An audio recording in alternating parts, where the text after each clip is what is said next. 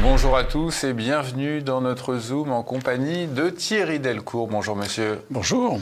Thierry Delcourt est pédopsychiatre, l'auteur de plusieurs ouvrages de psychiatrie clinique. Il publie cet ouvrage « Je ne sais plus qui je suis », publié chez Max Milo. Thierry Delcourt, alors vous entendez quotidiennement, dites-vous, dans votre ouvrage, vos patients vous dire « J'ai peur, je ne ressens plus rien ». C'est comme si ce n'était pas moi. Vous expliquez cela par une fragilisation de leur identité, un mal-être qui s'accentue à vos yeux depuis le début du XXIe siècle. Alors, pourquoi ce phénomène psychiatrique est-il occulté dans les médias? Moi, je n'entends pas ce problème être évoqué dans nos médias.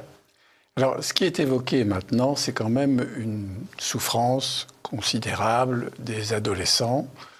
Alors, bien sûr, on a toujours tendance à majorer les choses, à dramatiser, c'est-à-dire à dire finalement tous les adolescents vont mal. Heureusement, non. Il y a un certain nombre d'adolescents qui vont bien, mais ceux qui vont mal vont de plus en plus mal. Et il y en a de plus en plus, puisque vous dites que les psychiatres sont submergés par les demandes de soins. Exactement, exactement. Et submergés parce qu'effectivement, cette fragilisation dont je parle, il y a différents degrés dans la fragilisation. Il y a une hésitation, un doute qui fait partie de l'adolescence et même de l'adulte jeune, c'est-à-dire qui je suis, où vais-je, dans quelle étagère, voilà, dans quelle étagère, comme vous dites.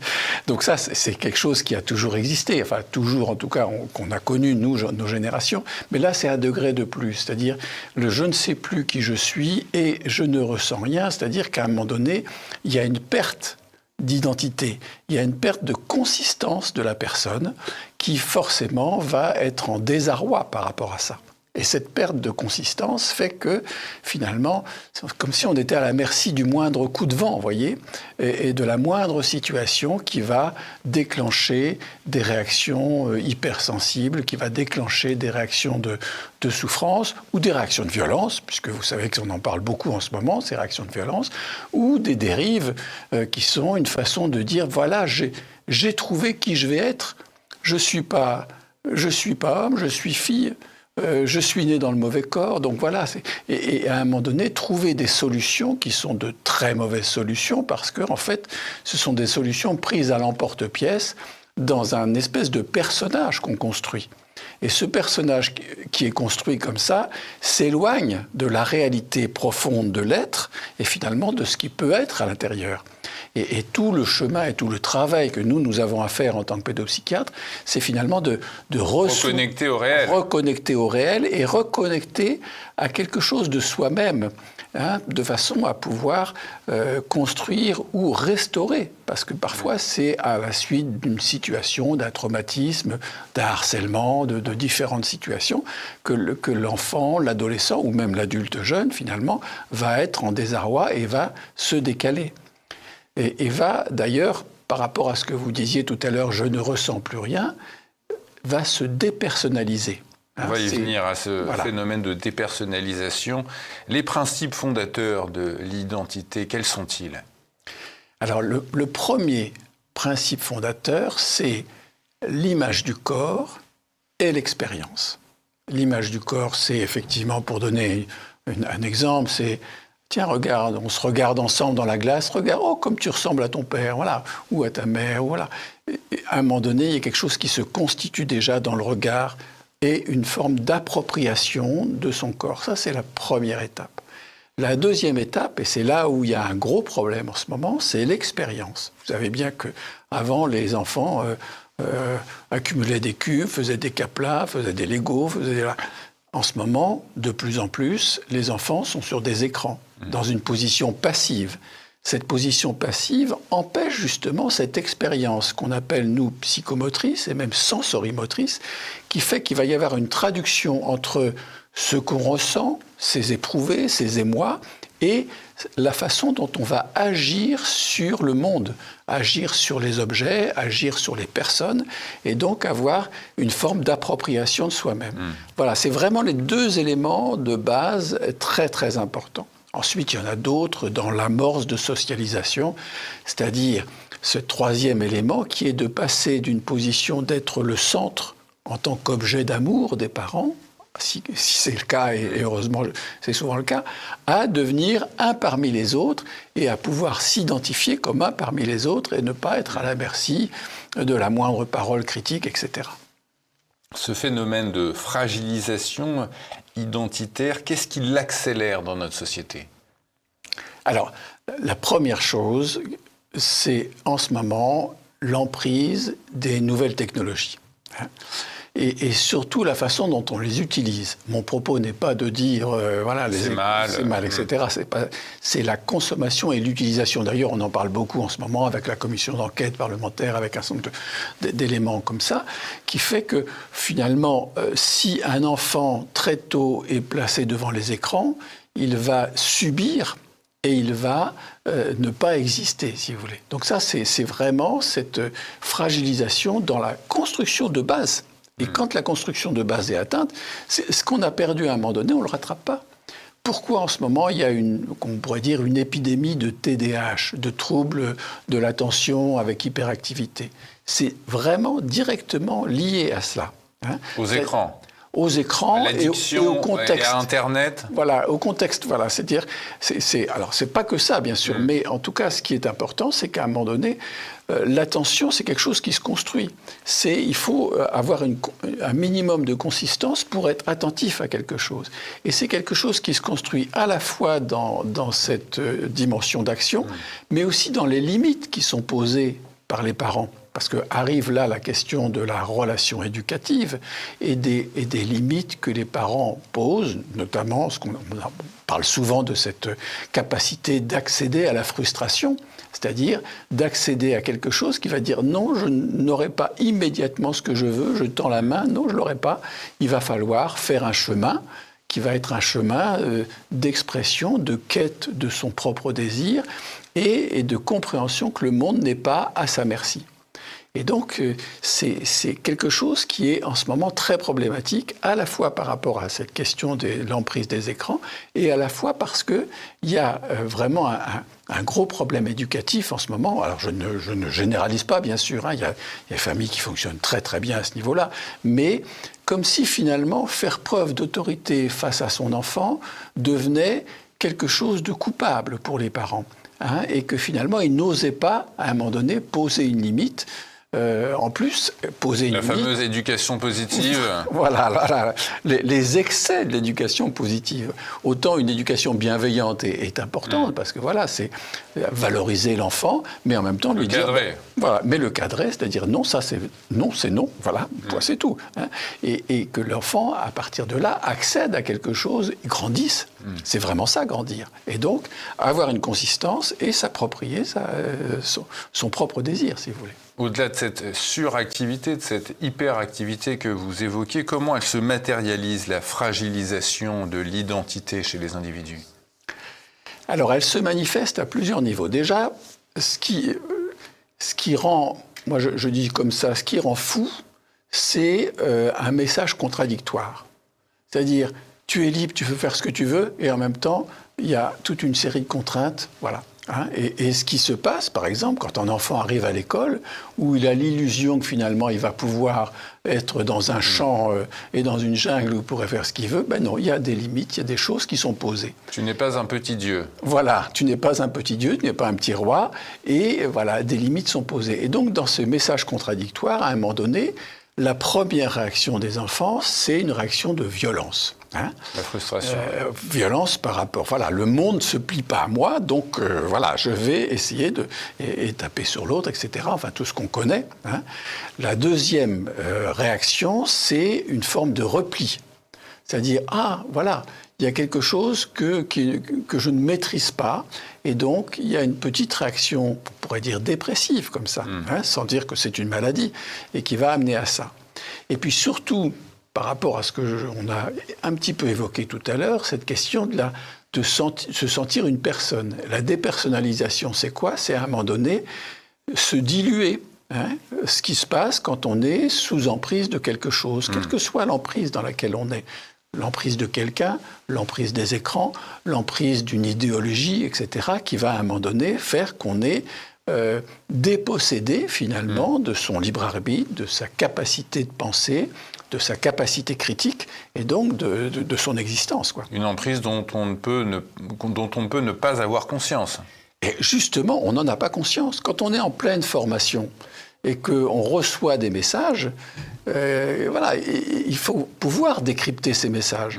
Donc imaginez si effectivement il y a des parents qui sont là, qui aident à décrypter, s'il y a des enseignants qui à un moment donné aident à décrypter, voilà, l'enfant va progressivement avoir sa capacité critique. Par contre, s'il est livré à lui-même d'une façon ou d'une autre, ou sur des écrans, ou si les parents eux-mêmes ne sont pas disponibles, hein, il y a quand même quelque chose qui se passe à ce niveau-là, qui fait que non seulement il y a ce problème d'autorité qu'on évoquait tout à l'heure, mais il y a aussi le fait que les parents travaillant ou étant eux-mêmes occupés sur leurs écrans ou à leurs activités personnelles, ont peu finalement de disponibilité pour leurs enfants.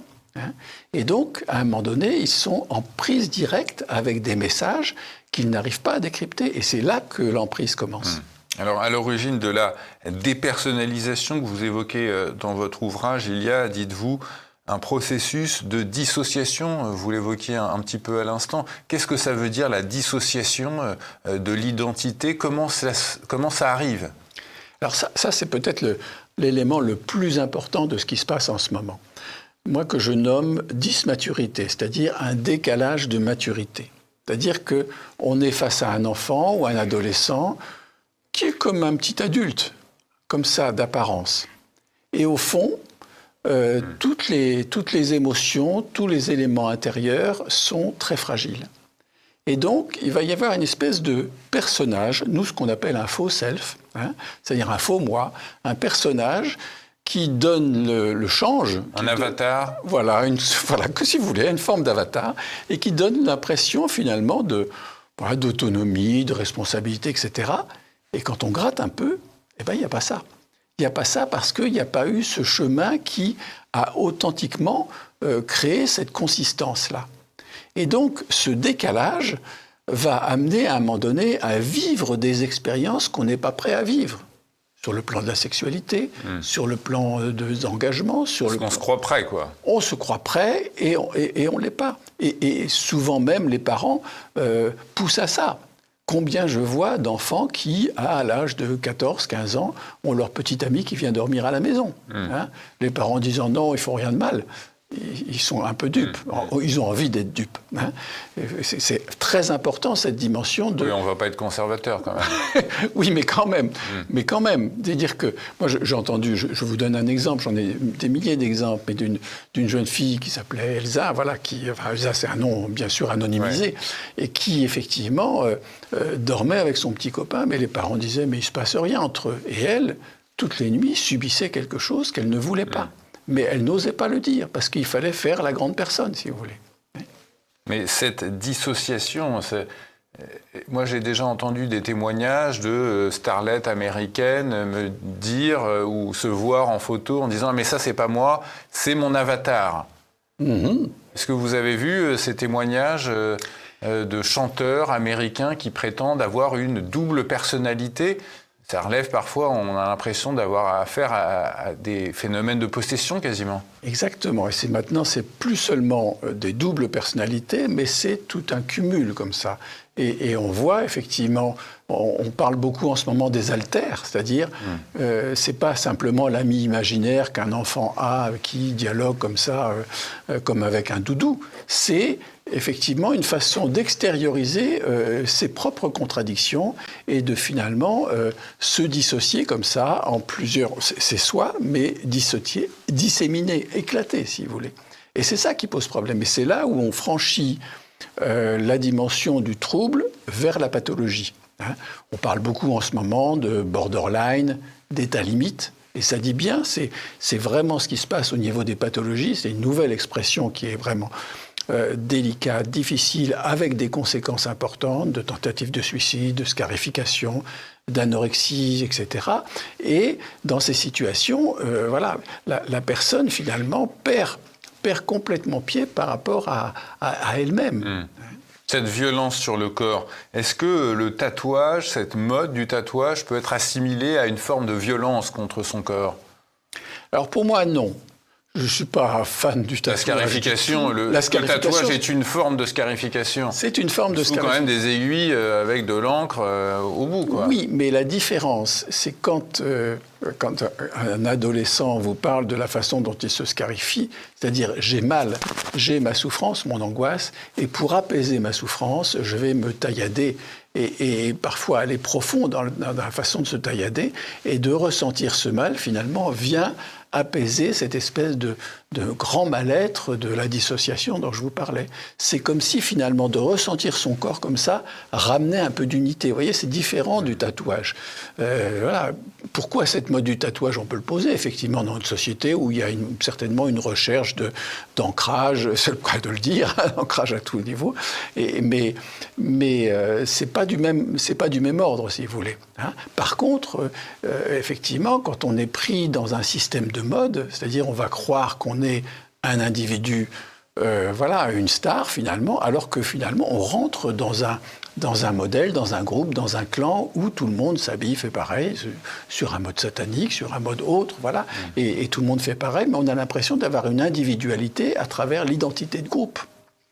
Et cette radicalisation, vous dites, mode de pensée et d'action jusqu'au boutiste, comment ça se manifeste chez vos patients ? Alors, j'en parlerai, ça se manifeste de différentes façons, mais j'en parlerai plus autour de ce qu'on appelle actuellement la transidentité. Hein. C'est-à-dire que, je vous donne deux petits exemples. Le premier, c'est une jeune fille qui vient à peine d'avoir 18 ans, ou non, je crois qu'elle est à 2 jours de son anniversaire, et elle vient me voir en me disant je veux que vous me fassiez un certificat, car je veux me faire enlever l'utérus par mon gynécologue, parce que je ne veux pas avoir d'enfant et je ne veux pas avoir d'utérus. Voilà. Donc, peu de perplexité. Ouais. J'essaye de l'interroger un peu, et sa réaction est extrêmement violente.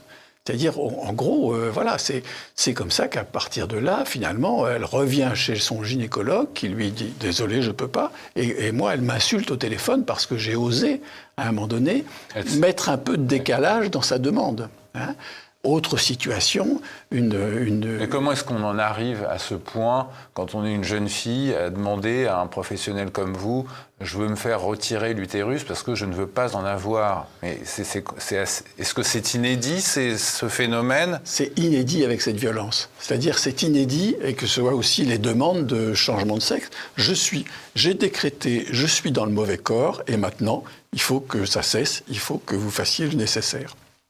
Et donc, nous d'ailleurs, on est dans une position délicate, les pédopsychiatres, parce que à la fois on nous dit « vous ne devez pas mettre en cause cette décision d'un adolescent », et en même temps, on ne doit pas faire une faute déontologique par rapport à une position qui serait complètement aberrante, c'est-à-dire oui, je signe un certificat pour que vous passiez ça. Mais alors qu'est-ce que vous faites face à cette violence, face à... C'est du militantisme. Dans le cas de la transidentité, on voit le woke, le phénomène woke au-dessus qui plane. C'est la conséquence, oui, c'est ça. C'est la conséquence du militantisme. C'est-à-dire quand un enfant va pas bien, quand un adolescent va pas bien, il va sur Internet, il va chercher les choses, TikTok, ailleurs, il va croiser quelqu'un qui lui dit voilà, si c'est ça, moi j'ai ta solution. En gros, hein, je sais, si c'est ça, j'ai ressenti la même chose, ça veut dire que voilà, t'es dans le mauvais corps et il faut faire quelque chose à ce niveau-là. Et à partir de là, cet effet activiste, si vous voulez, va amener la personne à dire ben voilà, j'ai ma réponse. Et c'est tellement rassurant d'avoir une réponse. Hein. C'est-à-dire, je suis en désarroi, je suis en angoisse et quelqu'un me donne la réponse. Et donc, voilà, la démarche va se faire. Heureusement, la plupart du temps, il y a un esprit critique qui arrive, mais pour certains qui sont dans une position fragile ou qui sont à la limite d'un trouble autistique, si vous voulez, ils vont s'engouffrer là-dedans. Hein. Et donc, c'est plutôt eux qui subissent la violence d'une radicalisation actuelle plutôt que eux qui sont dans une radicalisation. Après, ils sont dans une exigence parce que tout est mis en place, il faut que tu ailles voir tel ou tel, et à partir de là, il va faire ce qu'il faut, et tu dois exiger ce que tu veux. Hein. Mais comment vous leur faites prendre conscience individuellement qu'il faut subir, s'adapter ou refuser cet environnement? Alors moi, déjà, je les écoute, et puis je dis, allons un peu plus loin. Allons un peu plus loin. Parce que la question ne va pas être de... Vous les faites un peu mouliner, quoi. Voilà. La question ne va pas être de subir. Et imaginez, si je leur demande de subir, je vais être celui qui, justement, accentue leur angoisse. Je vais les aider à essayer de décrypter quelque chose dans leur mal-être. Et c'est refuser l'idéologie, en fait. C'est prendre du recul par rapport à ce qui nous prend, quoi. Bien sûr, bien sûr. Le pédopsychiatre, par définition, est anti-idéologique. Il doit, à un moment donné, démonter tout ce qui va envahir la personne avec une idéologie qui viendrait à la place de sa propre réflexion, de son propre esprit critique, de son propre engagement, voilà, quel que soit cet engagement. Et donc, ce que je fais, moi, et ce que font heureusement la plupart des pédopsychiatres, c'est dire, mais pourquoi ça? Et puis voilà comment ça s'inscrit. Et puis progressivement analyser, décrypter, jusqu'à ce qu'à un moment donné apparaisse le pourquoi. Et parfois on retrouve un traumatisme d'enfant, parfois on retrouve un sentiment de ne pas être aimé. Voilà, des tas de choses comme ça qui avant s'exprimaient autrement, qui s'exprimaient de façon dépressive par exemple, et qui maintenant s'expriment sous ce mode-là. Est-ce qu'il y a des soins cliniques, médicamenteux pour restaurer une identité fragilisée? Comment vous vous y prenez face à un enfant complètement paumé dont il faut restaurer l'identité? Oui, il y a plusieurs niveaux. Le premier niveau, qui est l'essentiel, c'est la pensée, la réflexion, aider la personne à analyser les choses. La deuxième, c'est l'action éducative. Et parfois, ça m'arrive, par exemple, je prenais l'exemple de cette situation d'une jeune fille qui avait cette exigeante transidentité. Après, quand elle a pu démonter les choses, elle a décidé de partir en internat pendant 2 ans. Ah oui. Voilà. Et cette décision de se mettre à distance des parents qui étaient dans une position très trouble par rapport à elle, l'a soulagée. Sauf que c'est une deuxième réponse éducative. Parce que les parents la confortaient dans son identité, dans sa transidentité, l'encourageaient à... Non, parce que les passages à l'acte des parents dans son histoire étaient, sans rentrer dans le détail, étaient très ambigus, c'est-à-dire une position, on distingue l'inceste et l'incestuel. L'inceste, c'est le passage à l'acte extrêmement grave, qui va détruire la personne. Mais l'incestuel, c'est une espèce de climat, vous voyez, qui est malsain dans la famille et qui, à un moment donné, amène le jeune à surréagir par rapport à ça parce qu'effectivement, il est en désarroi. Et donc, dans son cas, c'était ça. Dans d'autres cas, c'est autre chose. Donc, le deuxième élément, c'est éducatif. Et le troisième élément, c'est qu'effectivement, il faut apaiser l'angoisse, les états dépressifs, des choses comme ça, et parfois prescrire un traitement, y compris des traitements qui, toujours avec une grande mesure à ce niveau-là par rapport aux adolescents. C'est que la France est le pays où les gens prennent le plus de médocs, d'antidépresseurs. C'est ça. Mais parfois, on est obligé, quand il y a une angoisse majeure, quand il y a des phénomènes de dépersonnalisation qui amènent au passage à l'acte, nous, ce qu'on redoute toujours, c'est de se jeter par la fenêtre, ou des choses comme ça, vous voyez. Et on sait bien que chez les adolescents, c'est quelque chose de très imprévisible. Et maintenant, chez les préadolescents, parce qu'on avait avant un taux de suicide chez les préadolescents qui était très très bas, et on a une augmentation ces dernières années considérable par rapport au suicide des enfants entre 10 et 14 ans, vous voyez. Est-ce qu'il y a un passage, je veux dire, quelque chose dans le temps qui se serait produit, qui aurait amené à ce renforcement des troubles de l'identité? Est-ce que, par exemple, le Covid-19 a été un facteur aggravant? Alors oui, bien sûr, bien sûr. C'est pas il y a des gens qui ont tendance à dire c'est à cause du Covid. Non, pas du tout. C'est des choses qui existaient avant. Mais c'est sûr qu'il y a une accélération. Une accélération parce que pendant quelque temps, à la fois, il y avait une espèce de cocon qui se réinstallait et les adolescents se sont mis en cocon autour aussi des écrans, sans contrôle par rapport aux écrans, parce que leurs parents étaient eux-mêmes en télétravail, vous voyez. Et donc, il y avait cette dimension. Et puis, le fait de retourner dans la société, avec une certaine coupure dans la concrétisation des relations, a rendu difficile ce passage-là. Et puis certains ont dit, ben non, moi j'ai plus envie d'aller dans la société. J'ai même plus envie d'aller à l'école. D'ailleurs, le sujet du livre pour lequel j'avais déjà été interviewé ici, je ne veux plus aller à l'école, correspond à ça. C'est-à-dire il y a une augmentation considérable des décrochages et des phobies scolaires qui correspondent effectivement à une forme de refus intérieur ou d'angoisse par rapport au monde. Hein. Et donc le Covid a effectivement, pour un certain nombre, accéléré. Pour d'autres, ça a été la réjouissance une fois qu'ils revenaient dans l'école et avec les copains, etc., et un mieux-être. Mais est-ce que, monsieur, ce trouble identitaire, vous êtes pédopsychiatre, peut aussi se déclencher chez des adultes? Bien sûr, bien sûr. Bien sûr, dans ce livre, là, on est amené à parler, parce que c'est le plus important des jeunes, hein, c'est le plus important parce que c'est là qu'on doit faire la prévention maximum, si vous voulez, mais chez les adultes jeunes, ou chez ce qu'on appelle les adolescents, hein, voilà, il y a quelque chose comme ça, qui est une espèce de flottement, et une difficulté à rentrer dans la vie, à prendre pied dans la vie, à faire l'expérience de la vie, et donc avec un recul, avec un repli comme ça, et des comportements qui sont parfois des comportements aberrants, extrêmes, ou des comportements de mimétisme, de singerie finalement, comme si on était. On revient à ce que je vous disais tout à l'heure, ce faux self, c'est-à-dire une espèce de personnage factice finalement qui ne va pas pouvoir réussir sa vie, qui va aller d'échec en échec, si vous voulez. Je ne sais plus qui je suis, c'est le titre de votre ouvrage, Thierry Delcourt. Merci à vous d'être venu sur notre plateau. Merci beaucoup.